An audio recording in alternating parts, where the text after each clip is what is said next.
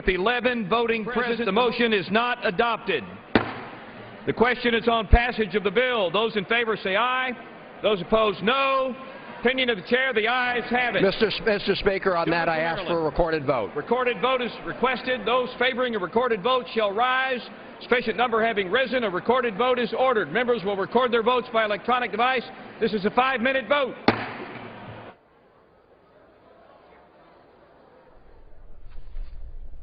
This is final passage on the budget sequester reconciliation bill. The sequester, part of the deal made last year on the debt ceiling increase. This bill replaces the $98 billion in automatic spending cuts in defense and also in social programs. It eliminates a separate cap on defense spending for the year to allow for higher spending levels. The President and Democrats oppose the Republican measure. The President issuing a statement yesterday. They say that it preventing the 2013 sequester and replacing the savings that would come through sequestration should be done in a, quote, balanced approach in which revenues are part of the solution. This is final passage.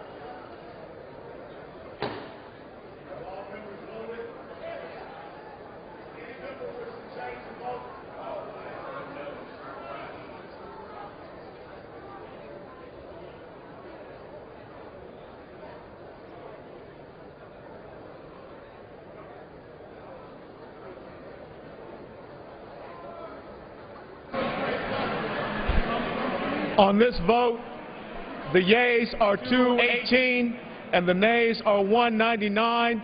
The bill is passed. Oh, with one present.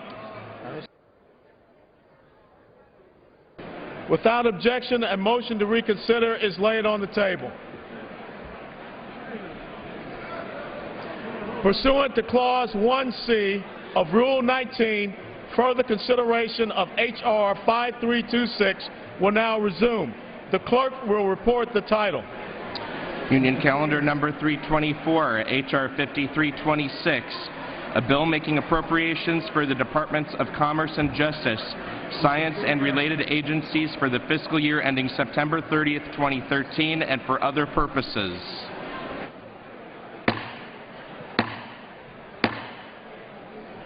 The House will be in order. The House will be in order. Ladies and gentlemen, please take your conversations off the floor. For what purpose does the gentleman from New York rise? Mr. Speaker, I have a motion to recommit at the desk. Is the gentleman opposed to the bill? I am opposed. The gentleman qualifies. The clerk will report the motion. Mr. Nadler of New York moves to recommit the bill, H.R. 5326, to the Committee on Appropriations with instructions to report the same back to the House forthwith with the following amendment. Page 17, line 6, Mr. after Speaker, the dollar amount. I ask unanimous consent to dispense with the reading of the amendment. Is there objection to dispensing with the reading? Without objection, the reading is dispensed. Pursuant to the rule, the gentleman from New York is recognized for 5 minutes in support of his motion. Mr. Speaker, the House is not in order. The gentleman is correct. The House is not in order. Please take your conversations off the House floor. The gentleman will proceed. Mr. Speaker, before I begin, I have a parliamentary inquiry. His inquiry. Mr. Speaker, if the final amendment I am offering were to be adopted, is it not the case that the bill will be amended and that the House will then proceed to final passage right away? As the chair stated earlier today, if a motion to recommit with forthwith instructions is adopted, the amendment is reported by the chair of the committee and is immediately before the House. Thank you, Mr. Speaker.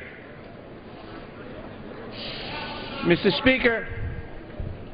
Speaker, whether it is attempts to deny women reproductive or other health services, or refusals to support efforts to achieve equal pay for equal work, many women in America today feel under siege. Indeed, the House is not in order, Mr. Speaker. The gentleman is correct. The House is not in order. I say again, take your conversations off of the House floor. Yeah, you're not using. Gentleman will proceed. Thank you. Indeed, many women across the country feel a war is being waged upon them by policymakers. Today, with this final amendment to the CJS Appropriations Bill, members of the House will have a chance to say where they stand. This is the final amendment to the bill. It will not kill the bill or send it back to committee. If adopted, the bill is amended, will proceed to final passage.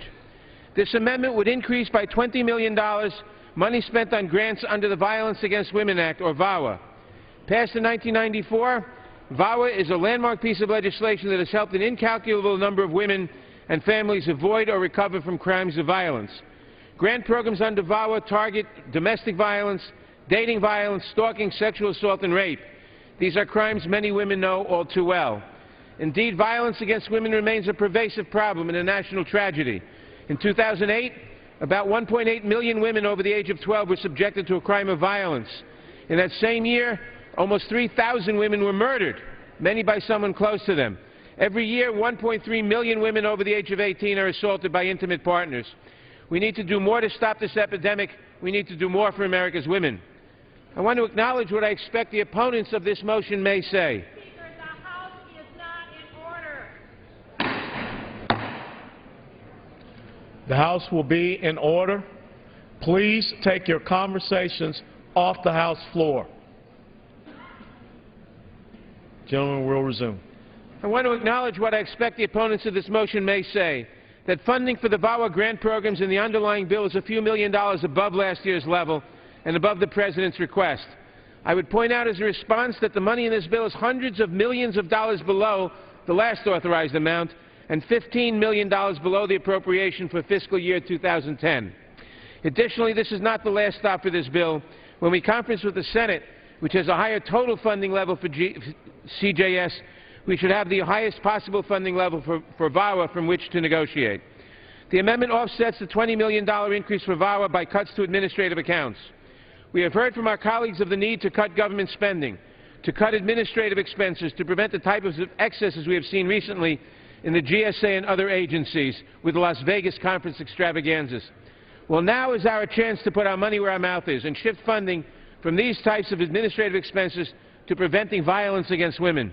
This is a question of values and priorities. What kind of message do we want to send women across the country? Do we want GSA-style wild party extravagant conferences, or do we want to safeguard the lives of women? Do we value women's safety? Are we willing to make sure we have the resources needed? I ask all members today, stand up for your mothers. Stand up for your wives, for your daughters, for women everywhere. Stop the violence. Pass this motion to recommit.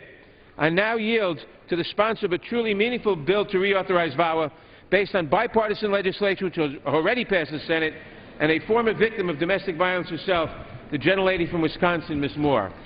Thank you so much, Mr. Nadler. Thank you, Mr. Speaker.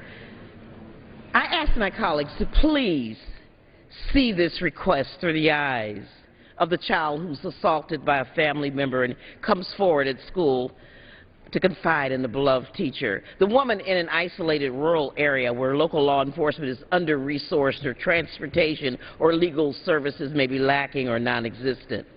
The women on college campuses where rates of intimate partner violence are among the highest. Gentlelady will suspend. I say again, the House is not in order. Take your conversations off of the House floor.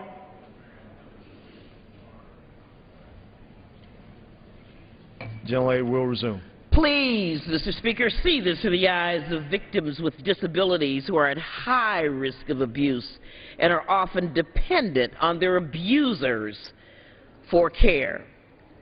In short, this VAWA funding means that a woman and even men who've been victimized can step out of the shadows, away from their abusers, and get access to counseling, legal services, or other services. And, Mr. Speaker, every single day for 3 women, this VAWA funding is the difference between life and death. It is so true that the CJS legislation before us has provided the requested level of support for victims and their families. But it's been chronically underfunded since the day they have opened their doors. And there are thousands of men, women, and children who are not being served. Please, this is an opportunity to provide this small increase to fill the gap between available resources and the desperate need to serve folks. We must commit adequate resources toward these effective, life-saving programs. And, Mr. Speaker, we must do it now. I ask my colleagues to vote for this motion to recommit.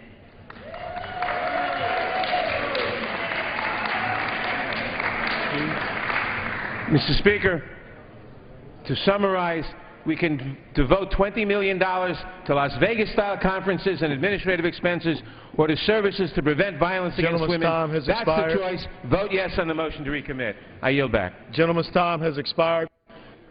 For what purpose does the gentleman from Virginia rise? I rise against the motion to recommit. The gentleman is recognized for 5 minutes. You know, Mr. Nadler, you could have offered an amendment last night. We had a whole total open process.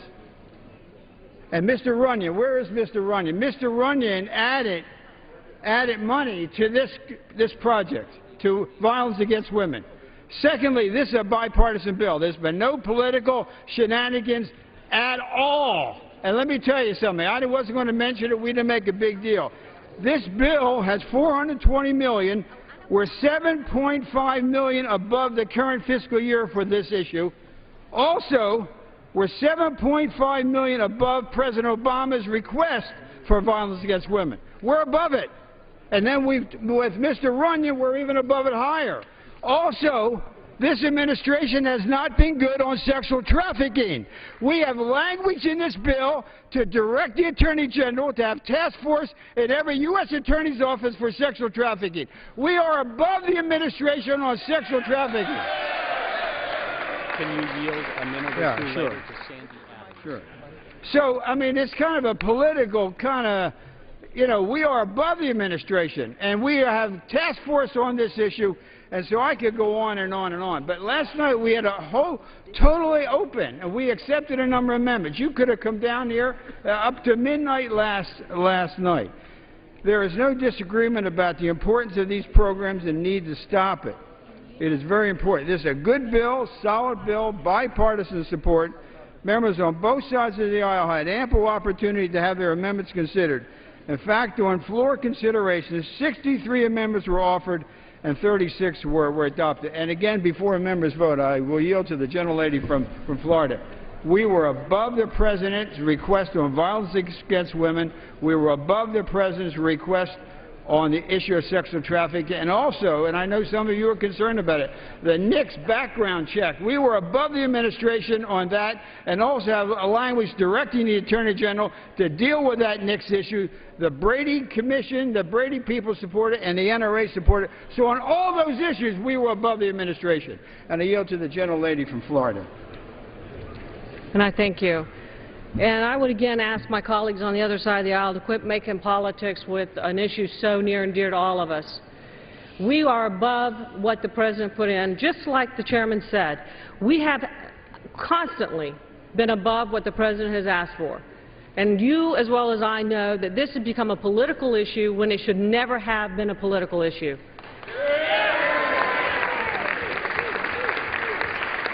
We can no longer allow politics to take control over good policy.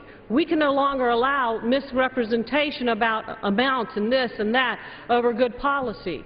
We have a bill coming to the floor. We know that we need to address this issue, and it has been addressed even more than the administration has asked for.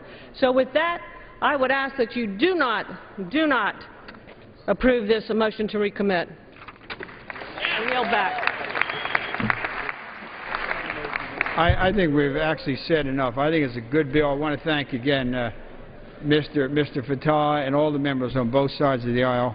It was a good bipartisan bill, and I urge a rejection of the amendment. Yield back the balance of my time. The gentleman yields back the balance of his time. Without objection, the previous question is ordered on the motion to recommit. The question is on the motion. Those in favor say aye. Aye. Those opposed, no. The noes have it. The motion is not agreed to. Mr. Speaker, on that I ask for the ayes and nays. I ask for a recorded vote. The yeas and nays are requested.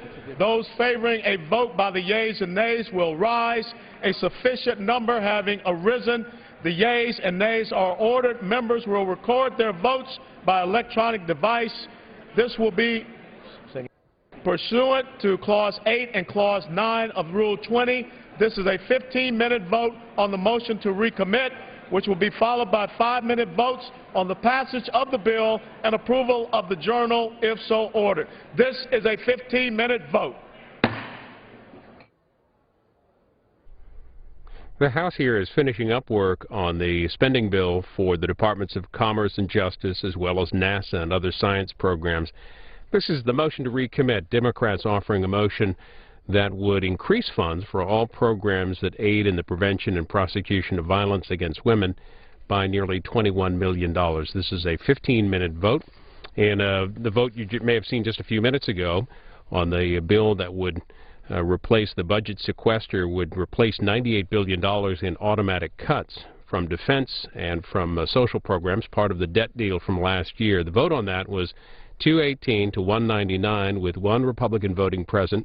All 218 aye votes came from Republicans, 16 Republicans, and 183 Democrats voting against. And Chad Program, producer with Fox, says the Republican who voted present was Jim Sensenbrenner, a Republican of Wisconsin. 15-minute vote here. We're going to bring you the news conference from earlier today with Speaker Boehner.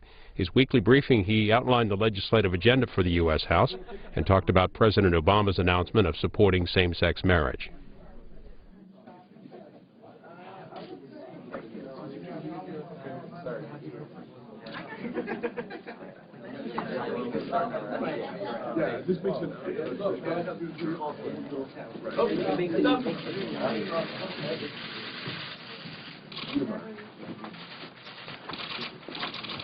Morning, everyone. You know, just last week, the American people received another depressing jobs report. Just 115,000 Americans found work, while 3 times that many gave up looking for work. Wages in the country are flat, and while they've fallen slightly lately, gas prices are still way too high.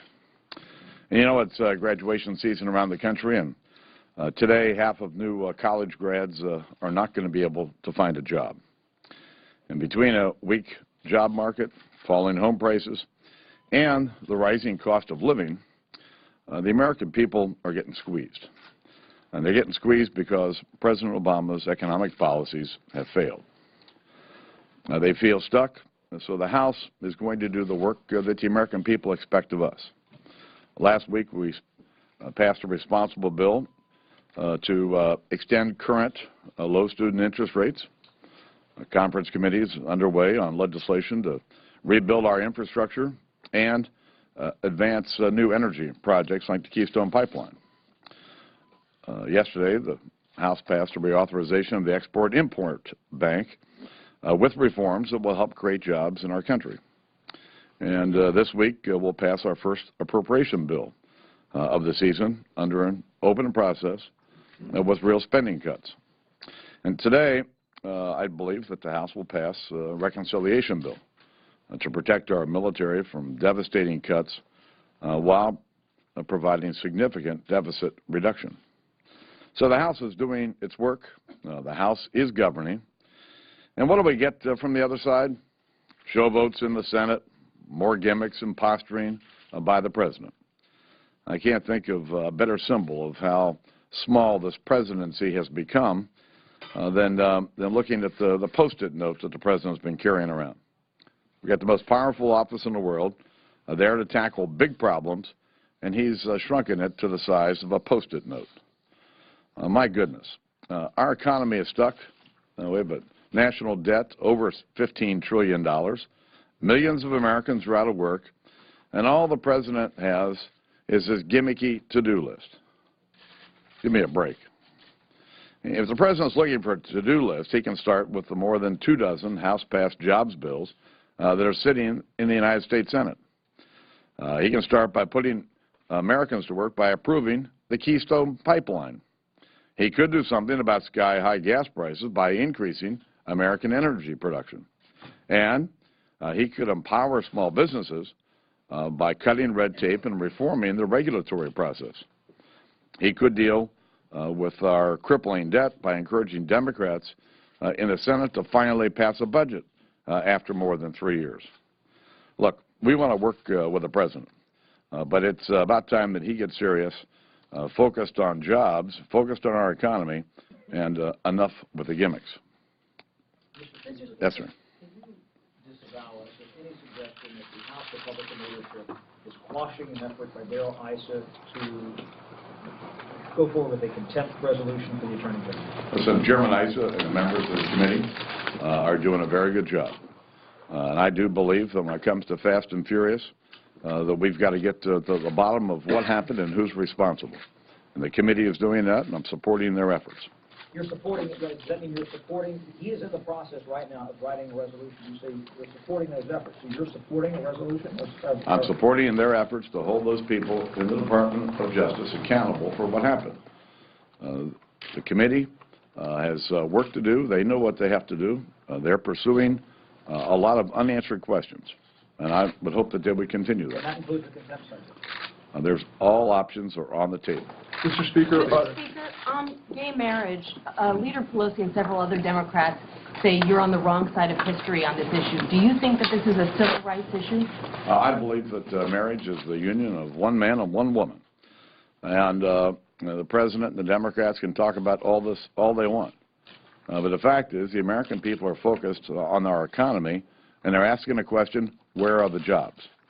So you don't think it's a civil rights issue at all? Speaker, the Senate passed a version of the Violence Against Women Act reauthorization with bipartisan support. The House was taking it up next week. A different version. If this moves forward, as it often does, as we see the back and forth, does it threaten to hurt Republicans politically if Democrats continue this drumbeat of it being another example of a war on women? Will it hurt you with this is another one of the Democrat gimmicks that goes on around here. You know, there are thousands of unauthorized programs that continue to be funded through the appropriation process. This is a reauthorization of that law.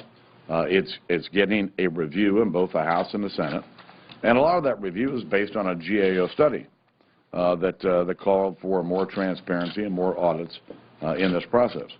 I believe it's important for the House to work as well. I'm hopeful that we'll be able to do it next week, and the Senate can take our bill, or we can go to conference. But we want to resolve this issue. This is an important issue, but for our friends to be playing political games with this, frankly, is very inappropriate. Speaker Boehner, the President's announcement yesterday on his support for gay marriage has a lot of conservatives trying to figure out now how to weave it into the campaign this year. How big of a role would you like to see that issue take in this election? The President can talk about it all he wants. I'm going to stay focused on what the American people want us to stay focused on, and that's jobs. Mr. Speaker, a couple of your colleagues have now passed at committee level a ban on gay weddings at militaries, and there's some restrictions now in the bill coming forward tonight on spending on the DOMA. Are there other steps that you want to take, and do you support the steps that have been taken so far?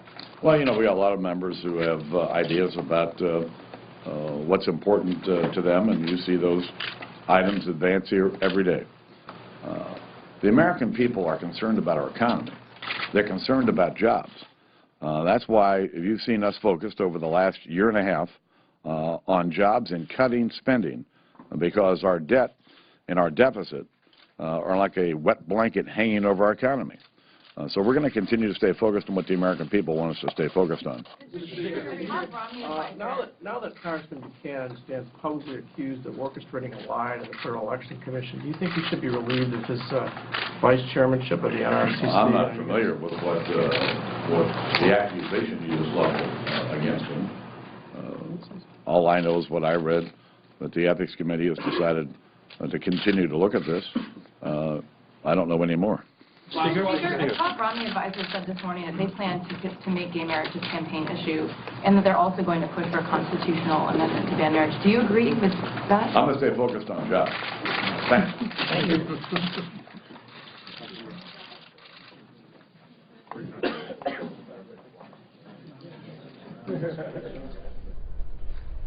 House Speaker John Boehner from his briefing today. A few minutes ago, the House passed by a vote of 218 to 199 the Budget Sequester Reconciliation Bill, the bill that replaces the $98 billion in automatic cuts from defense and social programs with different cuts. They've moved on here to the motion to recommit on the Commerce, Justice, and Science spending bill for 2013. This motion would increase funds for all programs aiding in the prevention and prosecution of violence against women by $20.5 million, decreasing funds from the general administrative accounts of the Departments of Commerce and Justice. This is a 15-minute vote. Final passage on that spending bill is next.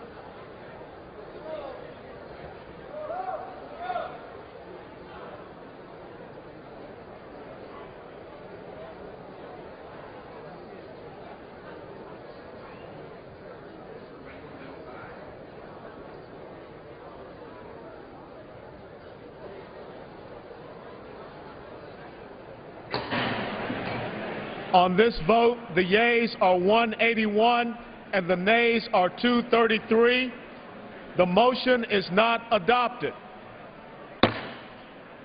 The question is on passage of the bill under Clause 10 of Rule 20. The yeas and nays are ordered.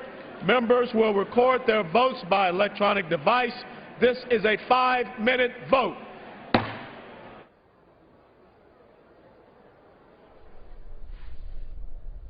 The House is wrapping up legislative work for the week with a vote here on a bill they debated earlier in the week. This is the 2013 spending bill for the Departments of Commerce and Justice and also for NASA and other science programs, $51 billion in the next fiscal year. Its final passage, a 5-minute vote. We expect a vote on the journal next, and that will do it for votes for the House this week. And they're expected in tomorrow at 11 o'clock, but just for a pro forma session, no legislative business expected.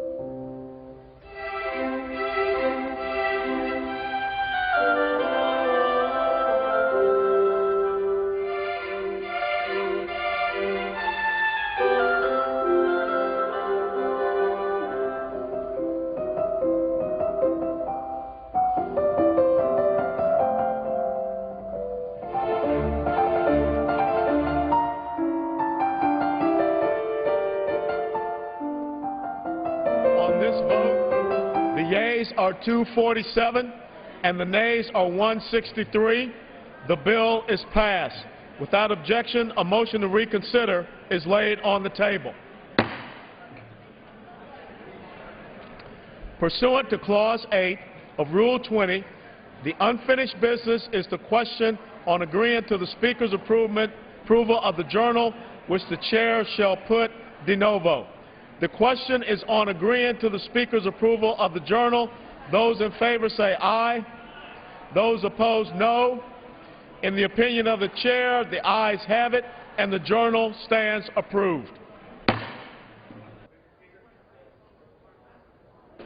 What purpose does the gentleman from New Mexico seek recognition? Mr. Speaker, during roll call vote number 248 on H.R. 5326, I mistakenly recorded my vote as nay when I should have voted yea. I ask unanimous consent that my statement appear in the record following roll call vote number 248. Without objection, the gentleman's statement will appear in the record. Thank you.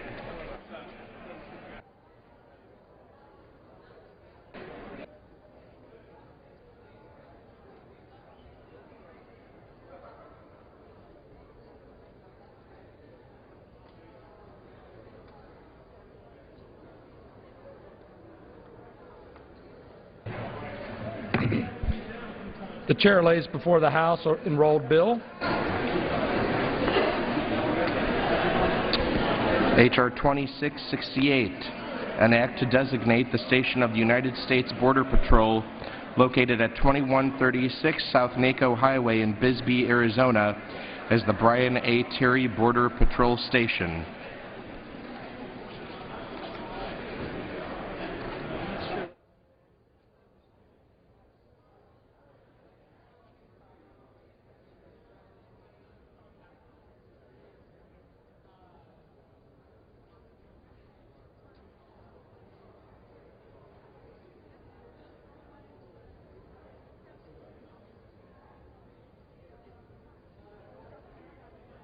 The Chair lays before the House the following personal requests. Leaves of absence requested for Mr. Heinrich of New Mexico for today after 12 noon and Mrs. Napolitano of California after 1 p.m. today. Without objection, the requests are granted.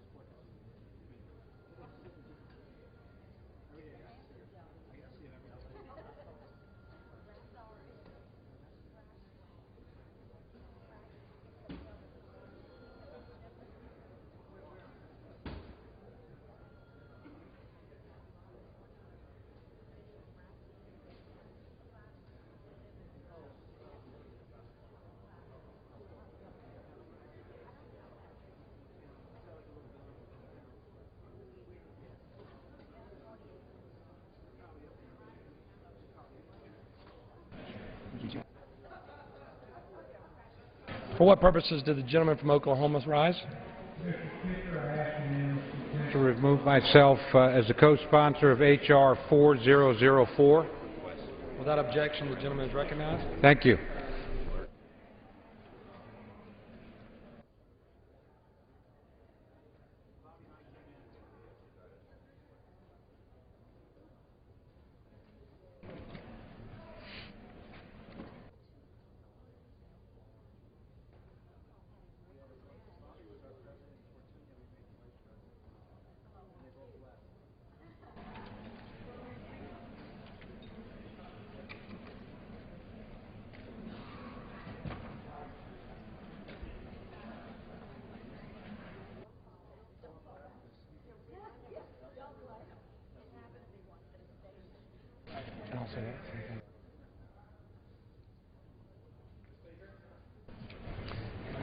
Yes, for what purpose did the gentleman from Maryland rise? Mr. Speaker, I ask unanimous consent to speak out of order for 1 minute for the purpose of inquiring the majority leader the schedule for the week to come. Without objection, the gentleman is recognized. Thank you very much, and I now pleased to yield to my friend, the Majority Leader, Mr. Cantor. I thank the gentleman from Maryland, the Democratic whip, for yielding. Mr. Speaker, on Monday, the House is not in session. On Tuesday, the House will meet at noon for morning hour and 2 p.m. for legislative business. Votes will be postponed until 6:30 p.m. On Wednesday and Thursday, the House will meet at 10 a.m. for morning hour and noon for legislative business. On Friday, the House will meet at 9 a.m. for legislative business. Last votes of the week are expected no later than 3 p.m. Mr. Speaker, the House will consider a number of bills under suspension of the rules, a complete list of which will be announced by the close of business tomorrow. Among the next week's suspensions will be H.R. 365, the National Blue Alert Act, sponsored by Congressman Michael Grimm, which will coincide with National Police Week and help deter the threat of violence against our nation's law enforcement officers. In addition, the House will consider two important bills under a rule.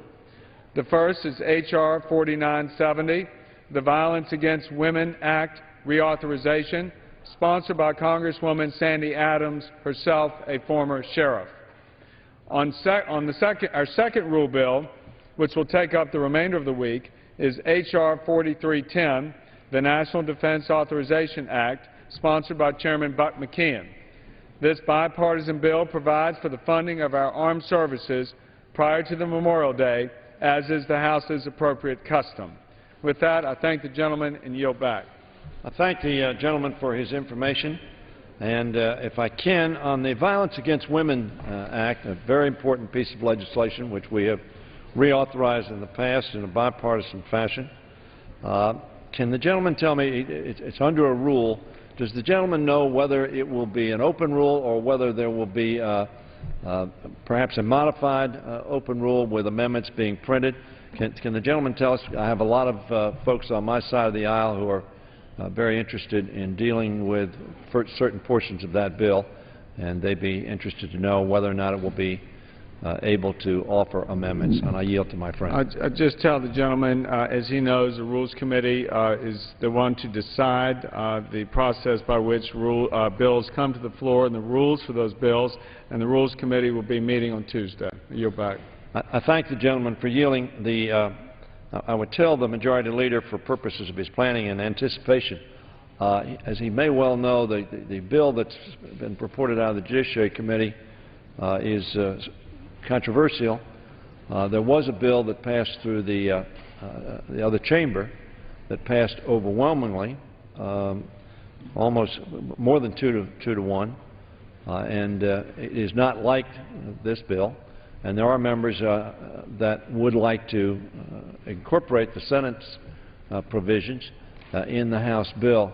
And I know we would appreciate it if we would be given that opportunity to offer that on the floor as alternatives. And if the gentleman would take that into consideration, perhaps talk to Mr. Dreyer about making such amendments in order, we would very much appreciate that. Of course, we would also appreciate perhaps if you wanted to take up the Senate bill as a substitute. We think we would have overwhelming votes for that on this side of the aisle.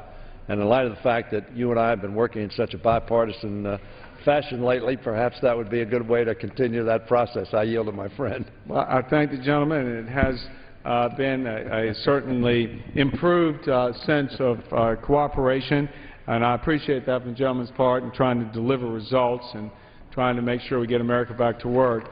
I would say to the gentleman, as he rightly noted, that this bill has traditionally been reauthorized, and what the approach that we tried to focus on was to do what it is that the gentleman and I have been trying to do over the last couple of weeks, and that is to separate out things that divide us and try and unite us around the central focus of a particular piece of legislation. VAWA is a program that calls for the commitment of taxpayer dollars to fund the appropriate services for abused women. This is a bill that is much needed, and it is one that I think deserves our bipartisan support. And we tried to stay away from issues that divide us. We tried to listen to the GAO in terms of its recommendations under this program to make sure that taxpayer dollars are spent at their most efficient levels so that we can get more out of the dollars being spent. and that is the spirit with which we will bring this bill to the floor. And again, I know it is an important bill. We care, all of us care deeply about making sure that abused women receive the necessary services that they need. I yield back. I thank the gentleman for his observations, and clearly he and I agree on the importance of this piece of legislation.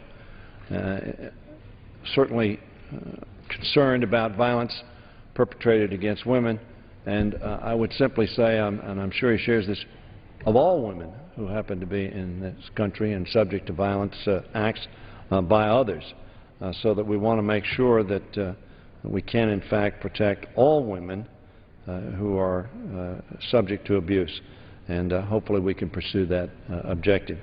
Mr. Leader, appropriation bills. We've just passed an appropriation bill, somewhat more controversial than I hoped it would have been, in part because of the riders that were adopted to that bill, which were strongly opposed by many on this side of the aisle, and in part because we do not believe it complied with the agreement that we reached with reference to funding levels. There are now 11 more appropriation bills to go. Can the gentleman tell me the next appropriation bill that he expects to have on the floor? I would say to the gentleman that we are looking to accommodate the needs of the committee as they move forward, and with their bills and their agenda. It is our intention to continue with the kind of debate that we had on the CJS bill this week. As you know, it's been some time since which this House was able to see an appropriations process work in a very open fashion that we had this week. And we intend to continue to do that with the bills. It's the Speaker's commitment that this be an open process and that members have a right to air their views and that those issues, amendments, can come to a vote. So I'd say to the gentleman, we look forward to working with him and looking to the committee to bring forward the bill that they think is ready next to be brought to the floor. I thank the gentleman for that information. As I said, one concern we had on our side of the aisle was the riders, many of which we thought were inappropriate. They were adopted, but we did not favor them. The second was, of course, the level of funding. The Appropriations Committee clearly articulated very early in this process they thought the monies available to them under the Ryan constrictions on 302A were too low to meet some of the commitments that they had. Does the gentleman know, first of all, pursuant to what he says the Speaker wants to do and he wants to do, and I think we ought to do, we didn't always get that done, lamentably. Does the gentleman believe that we're going to have the time to bring each one of the appropriation bills to the floor between now and, let's say, the August break, so that the Senate might consider them and we might consider them individually as opposed to in some omnibus piece of legislation? I yield to my friend. Mr. Speaker, all I would say to the gentleman is certainly our intention and the commitment that we have to bring these bills forward for open and fair debate.